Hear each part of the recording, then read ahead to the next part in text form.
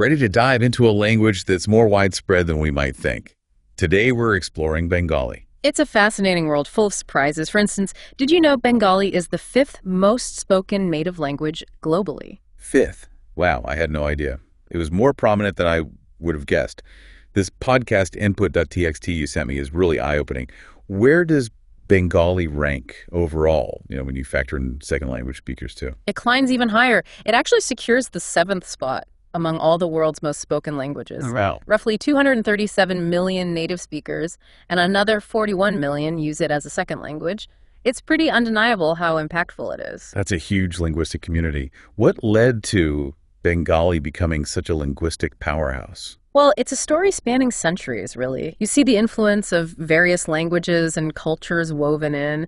To really grasp Bengali, we kind of have to time travel, trace its journey from those ancient roots to its modern form. Okay, let's rewind. Where does this linguistic journey begin? So, picture the Bengal region over 1,400 years ago. Sanskrit, the language of Hindu priests and scholars, held a prominent position. But the everyday language, especially among the Buddhist population, was rooted in various forms of Prakrit. Prakrit, yeah, I've heard that. Can you remind me? Think of Prakrit as the common tongue, the everyday language of ancient and medieval India. In the Bengal region, specifically, Eastern Magadhi Prakrit laid the foundation for what would eventually become Bengali. So Eastern Magadhi Prakrit acted as the seed from which Bengali sprouted. Was it a direct evolution, or did other languages influence its development? It definitely wasn't a straight line. Bengali, over time, became like a linguistic sponge, absorbing influences from other languages it interacted with. Like Sanskrit, even though it was used mainly by the elite, it seeped into that common vernacular. So Sanskrit acted as like a subtle flavor enhancer, adding its own notes to the overall taste of Bengali. I like that analogy. Then, around the 7th century, a pivotal shift happened with the rise of the Buddhist Pala Empire. Trade routes flourished, and that brought merchants and scholars from the Middle East into the region. And that's where Arabic and Persian enter the picture. Precisely. Their influence wasn't just surface level, it ran deep. These languages, especially Persian, began to shape Bengali's vocabulary, even its dialects. So these interactions created like a unique linguistic tapestry, blending different cultures into the fabric of Bengali. That's a beautiful way to put it. This period also saw the emergence of Dobashi, a blend of Bengali and Persian, often used in courts and literary circles. Dobashi, almost like a linguistic love child of the two languages. I feel like these fusions happen when cultures intersect and exchange ideas for long periods. Exactly. Persian's influence was really profound in this case. It actually became the official language of the region for nearly 6 centuries. Wow, 600 years. That's a significant amount of time for one language to hold sway. It really is. Despite this dominance, Bengali showed resilience. It continued to thrive as the language of the people. It speaks volumes about the connection between a language and cultural identity. Even under the dominance of another language, the love for Bengali clearly never faded. Let's talk about the way Bengali is written. The script has always seemed so intricate, almost artistic to me. It's visually striking. The Bengali script is integral to the language's identity. It has its own rich history and mechanics. I'm ready to have my mind blown. Let's dive into the world of Bengali script. All right, let's unravel the mysteries of this Bengali script. Where do we even begin? Prepare yourself. We're about to get a little linguistic-y here, but I promise to keep it clear.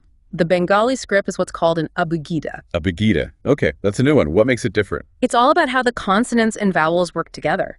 In abugidas, consonants are the stars of the show. Each one, it has its own symbol, but, and here's the twist, those consonant symbols, they have an inherent vowel sound, usually a short A sound unless you mark it otherwise. So every consonant has a little vowel buddy that automatically comes along. That's a great way to put it. It's like the default setting. If you want to switch it up, make the consonant say E or oo instead of ah, you use these special markings called diacritics. Diacritics. Like little accessories for the consonants, changing how they look and sound. Yeah, exactly. They're like musical notes changing the consonant's tune. It gets even more interesting with what's called a matra. Matra. Okay, break this one down for me. Okay, so picture this graceful line flowing along the top of the letters, almost connecting them visually. That's the matra. It's not just aesthetically pleasing, it actually plays a structural role, making sure the letters flow together smoothly and the words are distinguishable. So it's kind of like the binding of a really beautiful book. It holds all the letters together in this harmonious way. I like that. And speaking of things flowing together, we've got to talk about consonant clusters. Consonant clusters. That sounds a little like a traffic jam in my mouth. What are those? Think of it as two or more consonants getting together, creating this single, sometimes complex sound.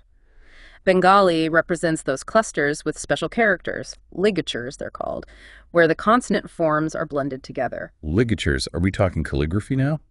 Kind of. They're essentially artistic combinations of letters, merging them into one form. It's like a visual shortcut that simplifies the writing but keeps the sound intact. It's like deciphering a secret code.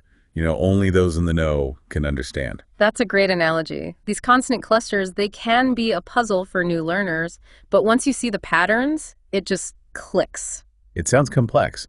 I have to say, all those consonant clusters, diacritics, ligatures, they make Bengali script seem pretty intimidating. It has its challenges, for sure, but there's good news. Even though it's intricate, it's considered relatively phonetic. Phonetic, meaning what you see is basically what you get when you sound it out. For the most part, yes. Once you've got those sounds down, you can actually read Bengali with surprising accuracy, although naturally there are some exceptions. There are always exceptions. So, what kind of curveballs are we talking about? One thing that often trips people up is the concept of orthographic depth. Okay, before we dive into that, remind me what that means again. Basically, it's about how closely the writing system reflects the spoken language. English, for example, has a high orthographic depth because the spelling often doesn't match the sound. Oh, tell me about it. English spelling can be a nightmare. Right. Bengali sits somewhere in the middle. It's more phonetic than English, but not perfectly consistent. There are inconsistencies between the spelling and pronunciation. Give me an example, one of those aha moments that highlights it. Sure. Take the sound, the shmish, sound as in ship. In Bengali, you can write that same sound with 3 different letters, Nura and me. Oh, wow. Talk about confusing. How do you even know which one to use? That's where the history comes in. The choice often depends on the origin of the word. Bengali has borrowed words from Sanskrit, Persian, even English, and sometimes those spellings stuck, even as the pronunciation changed over time. So the language's spelling is like a history book, holding on to echoes of its past. That's a great way to put it. This borrowing and blending of words is part of what makes Bengali so interesting. It really shows how connected languages and cultures are. Speaking of interesting, we've covered those historical influences and that intricate script. What other linguistic treasures are we uncovering today? Well, no deep dive into a language is complete without exploring its grammatical structure. Don't worry, I won't bore you with too much technical jargon. I appreciate that. I'm ready to hear about Bengali grammar. Bengali grammar has some pretty unique features. For one, Bengali nouns don't have grammatical gender. Wait, really? Not even masculine or feminine like in, say, Spanish or French? Nope, none of that. Unlike a lot of Indo-European languages that assign genders to almost every noun, Bengali keeps it simple. That's wild. I bet that simplifies things when putting sentences together. But hold on, what about adjectives?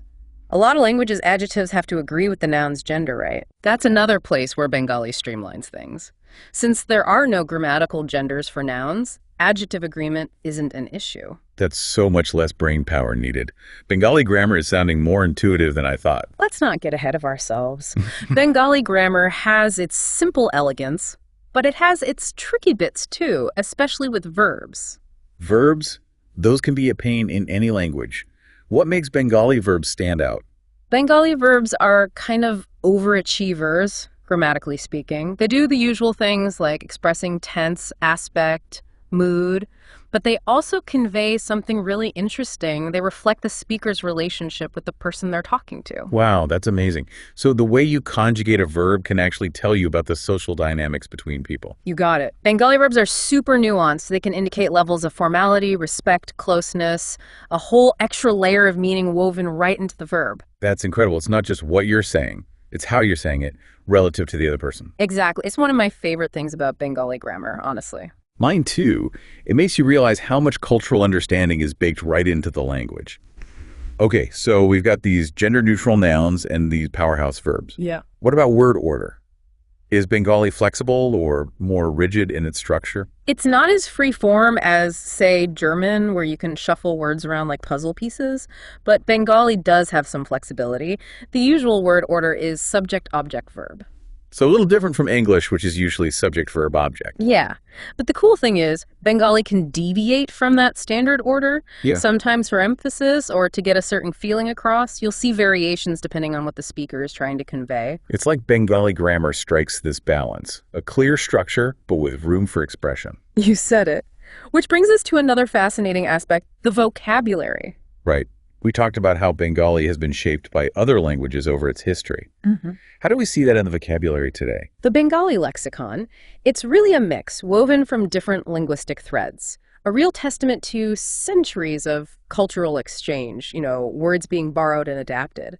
If you break down Bengali vocabulary by origin, it tells a fascinating story. Okay, I'm intrigued. Give me the numbers. What's the breakdown? All right, so about 16% comes from what we call Tadpava words. These are inherited from those old Indo-Aryan languages. And then there's a whopping 40% that are Tatsama words, direct borrowings from Sanskrit. Wow, so over half the vocabulary traces back to those Indo-Aryan roots and Sanskrit's influence. That's right, but let's not forget about the local languages of the region. They contribute another 16%, words that were already there even before Sanskrit came along. So a good chunk of Bengali comes from the region itself, Right. reflecting its own unique linguistic heritage. Absolutely. Then you've got the Badeshi words. These make up a sizable 28%. They're borrowings from Persian, Arabic, Turkish, even English. That is a melting pot of linguistic influences. Seems like every interaction Bengali has had is reflected in the language today. That's what makes it so fascinating. And the beauty is, these borrowed words aren't just statistics. They're adding richness and texture to how people speak Bengali every day. For example, a very common word, doroja, meaning door, actually comes from Persian. Little clues to these historical connections hidden in plain sight. Daroja. You'd never guess such an everyday word had that kind of backstory. It really highlights how language is this living record of cultural exchange, carrying those interactions across centuries. This has been incredible. We've gone through the history, the script, the grammar, even the individual words. I feel like we've unearthed hidden connections, linguistic quirks, and those aha moments that make exploring language so fun. It really has been a deep dive. We've barely scratched the surface, but hopefully our listener has a deeper appreciation for this amazing global language.